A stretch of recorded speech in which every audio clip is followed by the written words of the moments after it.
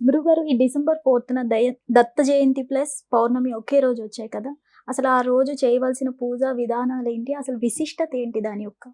బ్రహ్మ విష్ణు శివాత్మికమైనటువంటిది దత్తరూపం. శ్రీ దత్తాత్రేయ శరణమమ్మ, శ్రీ దత్త శరణమమ్మ. ఈ నామం చాలు మనకి. సర్మ పరమ పవిత్రమైనటువంటి పుణ్యప్రదమైన నామం శ్రీ దత్త శరణమమ్మ. ఈ దత్తుల్లో 3 రూపాలు, అంటే 3 రూపాలు అంటే త్రితత్వము అంటారు. అంటే ఓకే. కామ క్రోధ మోహం. అర్థాన్ని తప్పకుండా వస్తుంది, కష్టపడే వరకైనా వస్తుంది. కామము, మోహము, క్రోధం, ఈ మూడింటిని కనుక మనం వదిలేస్తే అర్థం అదే వస్తుంది. అర్థం అంటే ఏమిటి? జీవిత పరమార్థం. ఈ తత్వాన్ని బోధించేదే దత్త చరిత్ర, దత్త పౌర్ణమి. దత్తుడు పౌర్ణమి రోజు ఆయన వచ్చినటువంటి, అంటే ఆవిర్భావం జరిగినటువంటి రోజు, ఆయన అవతారాన్ని మనకు చూపించినటువంటి దివ్యమైనటువంటి రోజు. అది ఈ పౌర్ణమి రోజున ఎక్కువగా పౌర్ణమి రోజు జరిగింది కాబట్టి ఈ దత్త పౌర్ణమి మనం ఈరోజు చేసుకునే అవకాశం. అందులో ఆయన మనలో ఉండేటువంటి అనేక రకమైన కామ దహనాన్ని, అంటే మనటువంటి అనేక రకాల కోరికల ఉత్సుకతని నాశనం చేస్తాడు. అంటే మరి ఎటువంటి కోరికలు ఎట్లా స్వామి బతికేది ఎట్లా? మరి కోరికలు కలగాలి కదా. కామం అంటే కోరిక, లేకపోతే మనకి నేను ఈ సంపాదన కోరిక ఉంటేనే కదా ముందుకెళ్తామంటే అర్థమైన కోరికలు నెరవేరుస్తాడు. అంటే చెడు కామతత్వాన్ని, కామం అంటే ఇక్కడ is not a physical attachment of the people, అది కాదు కామం అంటే. కాబట్టి కోరిక అర్థం అంటే దుష్కోరిక, దుష్ట కామము, కామ్యము, దాన్ని తొలగించేవాడు దత్తుడు. అటువంటి దత్తావతార రూపంలో మనం ఈ రోజున పౌర్ణమి విశేషం. అందులో మనకి గురు యొక్క వారం రావడం, అంటే గురువారం రోజున ఇది రావడం అనేది విశేషమైనటువంటి రోజు. అఫ్ కోర్స్ మనకి ఇది దత్త పౌర్ణమి రోజునే, ఈ పౌర్ణమి రోజున మాఘ పౌర్ణమి రోజునే దత్తాత్రేయ జయంతి ఉంటుంది.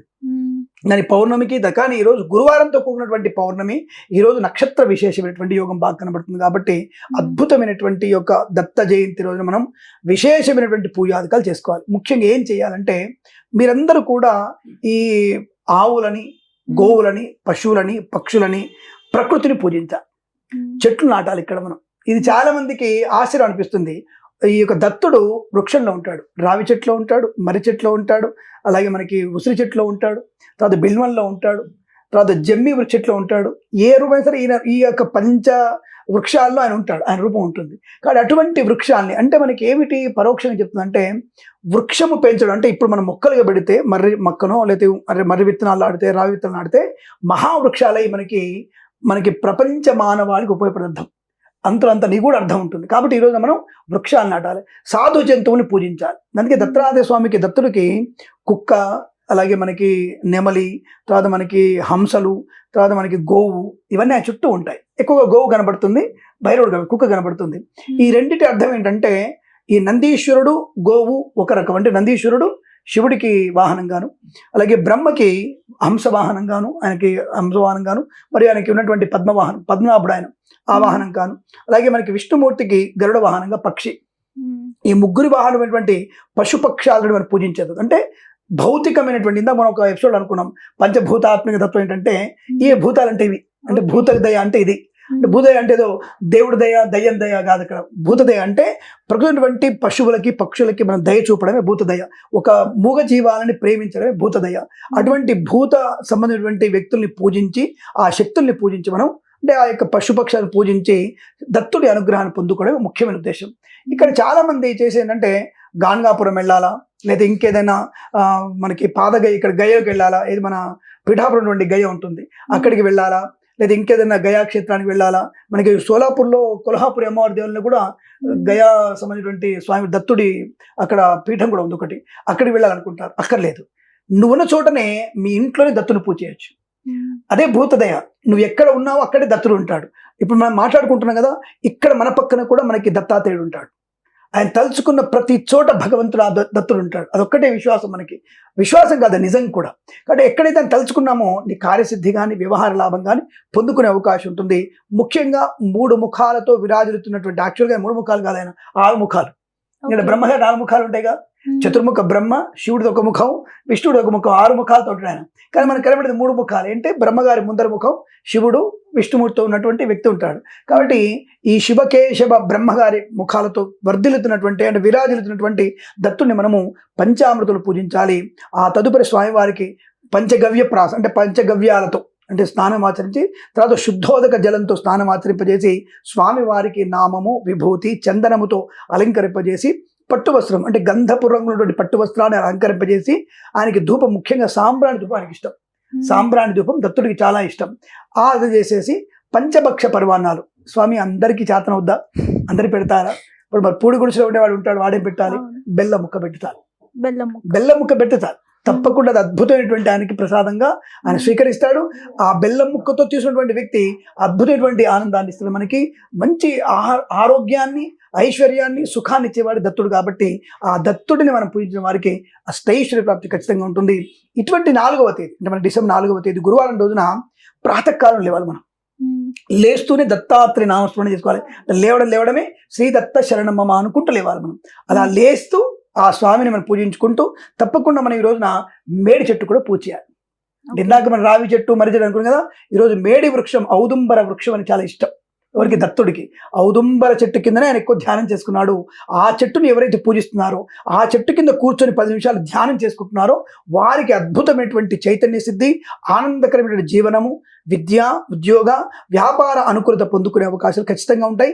ధ్యాన నిమగ్నంలో ఎక్కువగా ఉంటే దత్తుని స్మరణ, ఎక్కడైతే మనం ఈ యొక్క మేడి చెట్టు కింద కూర్చొని, ఔదుంబర వృక్షం కింద కూర్చొని మనం ధ్యానం చేసుకుంటున్నామో వారికి తప్పకుండా నీకున్నటువంటి కష్టాలు, దానికంటే మించింది చర్మ సంబంధ అనారోగ్యాలు తొలగిపోతాయి.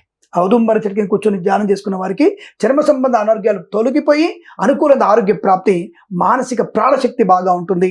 దానివల్ల దత్తాత్రేయ అనుగ్రహంతో మనం ఏదైతే మీరు కోరుకుంటున్నారో ధర్మబద్ధమైంది సుమ, అది తప్పకుండా నెరవేరే అవకాశం ఉంటుంది. మంచి ప్రయోజనం. మరి వాళ్ళ దగ్గరలో ఆ చెట్టు లేకపోతే ఏం చేయాలంటారు గురు? ఇవాళ రేపు మేడి చెట్టు చాలా ఉన్నాయి నాన్న. దాదాపుగా ప్రతి దేవాలయంలో ఉంది, ప్రతి చోట మేడి చెట్టు కనపడుతుంది. అంటే ప్రతి చోట కూడా మేడి చెట్టు కనబడుతుంటాయి. అదే అంటారు. లేకపోతే ఇందాక చెప్పుకున్నాం కదా, రావి, జువ్వి, మర్రి, ఏ చెట్టు కిందనే కూర్చోవచ్చు నువ్వు. అంటే ఒక్కొక్క రూపంలో కృష్ణుడు వటవృక్షం. అంటే కృష్ణుడు ఎక్కడ ఉంటాడు? వటపత్ర సాయి. ఆయన చాలా మంది అనుకుంటారు సాయి అంటే అదేదో మీ షిరిడి సాయి అంటారు. లేదండి, అదంతా పొరపాటు. అది సాయి అంటే కృష్ణుని అర్థం. వటపత్ర సాయి అంటే వటపత్రంలో శయనించిన అర్థం. అది కృష్ణుని పేరు. దాన్ని తీసుకెళ్ళి మళ్ళీ ఆయన కలపకండి, ఆయన ఎవరినో కలిపేసి ఇక్కడ కలపకండి. కాబట్టి ఇక్కడ షాయి అనేటువంటి నామానికి కృష్ణుని అర్థం. అది రావి చెట్టు కింద మనం పూజ చేస్తే సాక్షాత్తుగా దత్తుడిని పూజించినట్టే. మర్రి చెట్టు కింద కానీ, జమ్మి చెట్టు కింద కానీ, ఉసిరి చెట్టు కింద కానీ, అంటే విష్ణు స్వరూపాలు ఇవన్నీ, శివస్వరూపాలు ఇవన్నీ కూడా, బిల్వం చెట్టు కింద కానీ, తులసి చెట్టు కింద కానీ, అంటే తులసి చెట్టు ప్రదక్షిణలో అక్కడ దగ్గరలో కూర్చొని చేసిన దత్తుడి అనుగ్రహం ఉంటుంది. వీలైతే మేడి చెట్టు కింద కూర్చొని మీరు పూజ చేసుకోండి, ధ్యానం చేసుకోండి. పూజ అంటే మళ్ళీ ఏదో అక్కడ మంటలు పెట్టి పసుపు కుంకుమలు వేసేసి గట్టి గట్టి పూజలు చదవకల్లా ధ్యానమే ప్రధానమైంది. దత్తుడి పూజ అంటే ధ్యానం. ఎంత ప్రశాంతంగా ధ్యానం. అలాగే దత్తుడి పూజ అంటే మరొకటి ఉందండి, అన్నదానం. ఎవరికైతే మీరు ఆ రోజు అన్నదానం చేస్తారో వారు పరమ ప్రపూజ్యమైనటువంటి దత్తుడికి పాత్రలు అవుతారు. అసలు దానం ఆ రోజు చాలా విశేషమైంది. నీకున్నంతలో ఒక 10%, 100 రూపాయలు ఉన్నాయి, 10 రూపాయలు దానం చేయి. నువ్వు అన్నం తింటున్నావు, నీ అన్నంలో సగ భాగం ఒకరికి అన్నం పెట్టేసి, నువ్వు పెట్టుకున్న పల్లెల్లోంచి అయినా సరే సగం అన్నం తీసి సగం పప్పు తీసి వారికి ఎవరో ఒకరికి పెట్టొచ్చిన తర్వాత ఒక్కరికైనా సరే కాసిందని సరే పెట్టండి. అది కూడా లేదండి నాకుంది ఒక బుక్ అండి, మా అమ్మగారు బాక్స్ అయితే అన్నం పెట్టారండి, 4 మెతుకులు తీసి కాకికి పెట్టండి, 4 మెతుకులు కాకికి పెట్టండి, నో ప్రాబ్లం. అది కూడా దత్తుడి అనుగ్రహాన్ని పొందుకో. ఇక్కడ సనాతన ధర్మంలో అమ్మ, నువ్వు ఇది చేయి అది చేయంటే నీ దగ్గర డబ్బు ఉంది, 1 కోటి రూపాయలు ఉన్నాయి, 10 లక్షలు ఖర్చు పెట్టు. 100 కోట్లు ఉన్నాయి, 10 కోట్లు ఖర్చు పెట్టు. నీ దగ్గర 10 రూపాయలు ఉన్నాయి, 1 పైసే ఖర్చు పెట్టు. 1 పైసే కూడా లేదు, ధ్యానం చేయి. నీకు అందరూ బాగుండాలి, మనందరం లోకల్లో సుఖంగా ఉండాలి. ఇది దత్తతత్వం. ఇది దత్తాతత్వం ఏంటంటే దత్తాత్రేయుడిది ఒకరికి మేలు కలగడానికి ధ్యానం చేయి. ఎంత ధ్యానం చేయగలిగితే అంత చైతన్యాన్ని నీకు ఇస్తాడు. ఏదైతే నువ్వు లేదనుకుంటున్నావో, ఏదైతే ధర్మబద్ధంగా నాకు రాలేదనుకుంటున్నావో అది నీకు తప్పకుండా అందజేసే శక్తి దత్తాత్రేయుడికి ఉంది. అటువంటి పరమ పవిత్రమైనటువంటి దత్తాత్రేయ స్వామి రోజున ఎంత మీరు ఉదయం 1 అరగంట, మధ్యాహ్నం 1 అరగంట, ఆఫీస్లో ఉంటారుగా ఒక 10 నిమిషాలు జస్ట్ టేక్ ఎ మెడిటేషన్. మీరు మెడిటేషన్ చేయండి. అది చేసిన తర్వాత మీరు మాట్లాడుకోండి, నాకు రిలాక్స్గా ఉందంటారా లేదంటారా ఆలోచించండి. అలా మేము మెడిటేట్ చేయడం, సాయంత్రం మెడిటేషన్ చేయడం, ఏదన్నా ఒక దేవాలయానికి, విష్ణు దేవాలయానికి, శివాలయానికి, ఒక గణపతి దేవాలయానికి ఎక్కడైనా సరే వెళ్ళి ఆ అక్కడ ఏ గుళ్ళైనా సరే మీరు కూర్చొని దత్తుడిని నామస్మరణ చేయండి. 3 ముఖాలైనటువంటి దత్తుడిని నామస్మరణ చేయండి. అద్భుతమైనటువంటి దత్త అనుగ్రహం మీ సొంతం అవుతుంది. ఈ పౌర్ణమి రోజున సాయంకాలం పూట మనకి చంద్రుడికి తప్పకుండా ఒక గిన్నెలో ఆవు పాలతో పాయసం చేసి చంద్రుడి వెన్నెల్లో పెట్టండి, పౌర్ణమి వెన్నెల్లో పెట్టండి. గుర్తుపెట్టుకుని ఎవరైతే బల్ల తప్పకుండా చేయండి. ఈ సాయంకాలం పూట అంటే 7-7:30 ప్రాంతంలో వేడివేడి పాయసాన్ని, ఆవు పాలతో చేసినటువంటి బెల్లపు అన్నం పాయసాన్ని మీరు చంద్రుడి నీడలో పెట్టి ఒక అరగంట సేపు ఉంచి చంద్రుడి అష్టోత్తరాలు చదువుకొని, చంద్రుడికి ఒక నూలు పోగు అంటే ఇలాంటి ఒక కండువ కానీ చీర కానీ మీ చున్నిక ఉంటుంది కదా, కాసి ఇట్లా పోగు తెంపేసి చంద్రుడికి ఇట్లా వదిలిపెట్టేసి నమస్కారం చేసుకొని ఆ పాల పాయసాన్ని తినండి.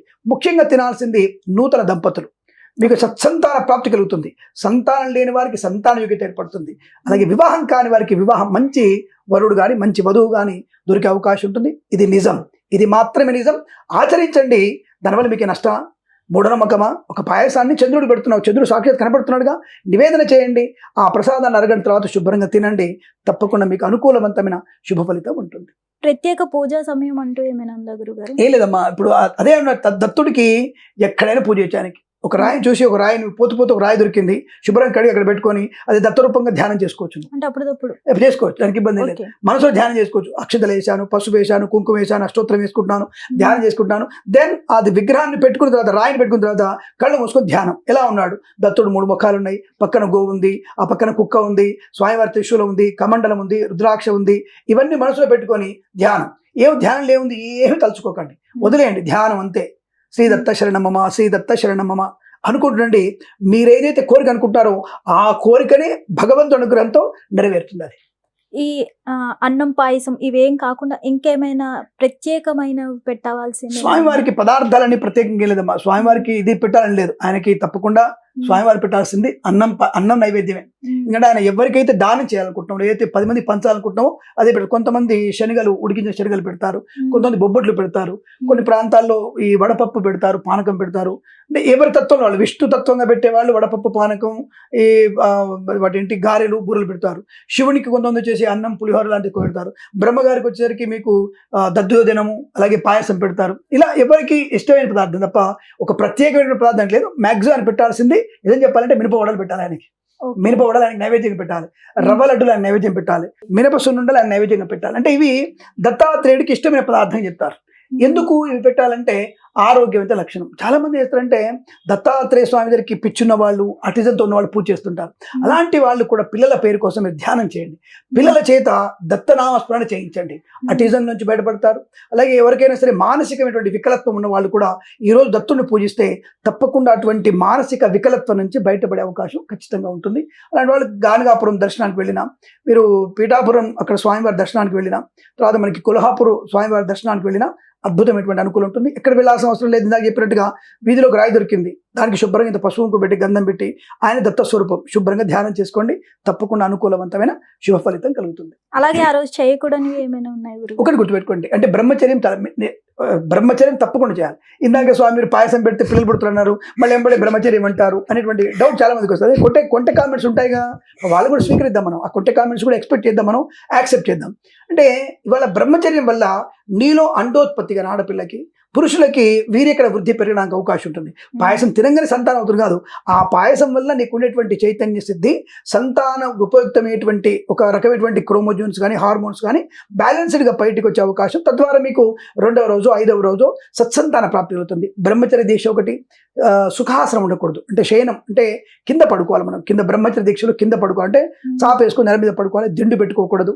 ఇలా బ్రహ్మచర్య దీక్ష తీసుకునేటువంటి ప్రయత్నం చేసి మరునాడు కూడా దత్తుని పూజించి స్వామివారికి ఒకరికైనా అన్నం పెట్టి అప్పుడు మనం భోజనం చేయాలి. ఈరోజు మనకు వీలైతే పూర్తిగా నక్తం ఉండాలి. అంటే నక్తం అంటే ఉపవాసంగా ఉండి స్వామిని ఉదయం, మధ్యాహ్నం, సాయంకాలం 3 పూటలు స్వామిని పూజించే ప్రయత్నం.